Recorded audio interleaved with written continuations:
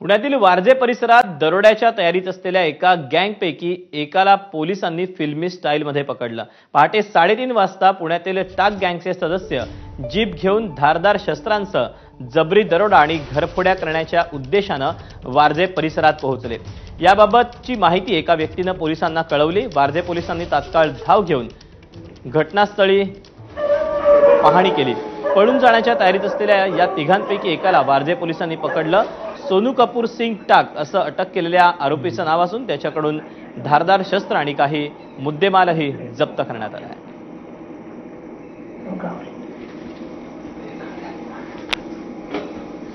इकडे चालेल तीच गाडी